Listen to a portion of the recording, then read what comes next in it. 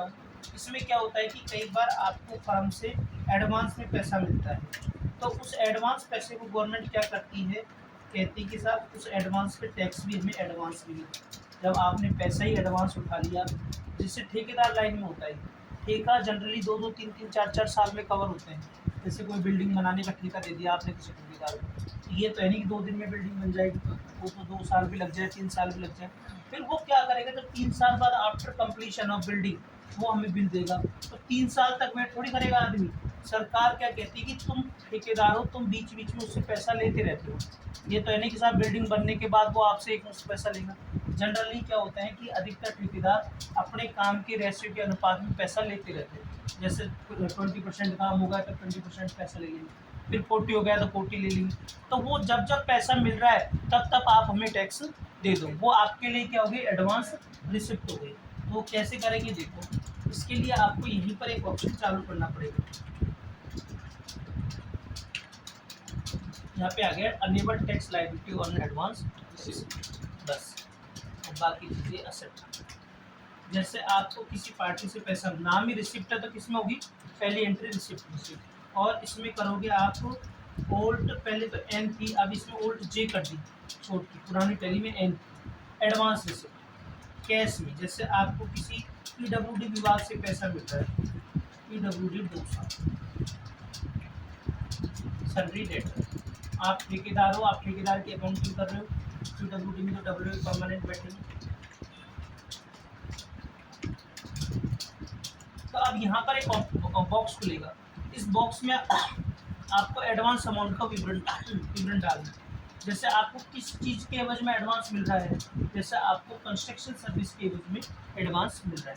अब चूंकि यहाँ और सी करोगे तो आइटम खुलेगा, ये स्टॉक आइटम, हमें चाहिए सर्विस का, तो आप क्या करोगे, ओल्ड एल, क्या करोगे, तो इससे क्या होगा कि आप ओल्ड सी करोगे तो सर्विस लेजर कॉलम आ जाएगा, ठीक है। जैसे आपने ले लिया construction,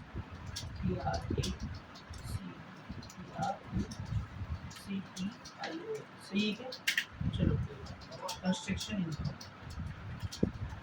this is your indirect income, इसको यस करना है। यहाँ पे एसएससी नंबर 6 डिजिट का डालना है। सेल टैक्स में 18% में आती है, सर्विस सब कितने में आती है, 18।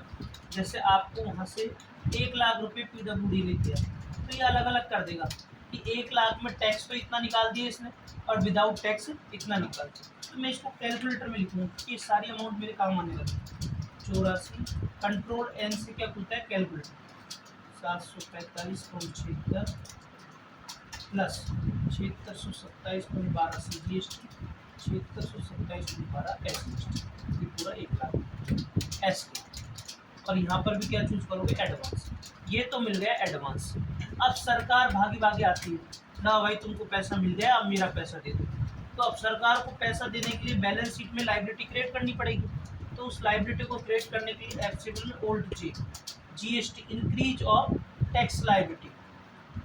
अब कई कारण से हमने टैक्स बढ़ाए थे, पहले इंपोर्ट ऑफ गुड्स के कारण बढ़वाए थे, इंपोर्ट ऑफ सर्विस के कारण बढ़ाए थे। अब किस कारण से बढ़ाना है, एडवांस रिसिप्ट के कारण। किस वजह से बढ़ाएंगे, एडवांस। ये एंट्री तो आपको भली भांति आती है, तो यहाँ पे चाहे आप एडवांस टैक्स लिख दो, advance tax, this is your current assets, कितना है, 7627.12 7627.12। फिर टैक्स पकड़ना है अपन को, ओल्ड सी ले लो यहाँ पे, 7627.12 प्लस 7627, एंटर कर दो, ये अमाउंट कितनी आ जाएगी। 2 CGST, duties and tax, GST, central sale tax, 9% of, taxable value कितनी है, 84,745.76, 84,745.76, ये हाथ से डालनी पड़ेगी सारी में, 7627.12। 2 SGST, तो ये आपका कोई 9% ऑफ 84,745 को यस कर देना, या फिर पीडब्ल्यूडी 2 साल। अब आपकी बैलेंस शीट देखोगे तो लायबिलिटी बन गई।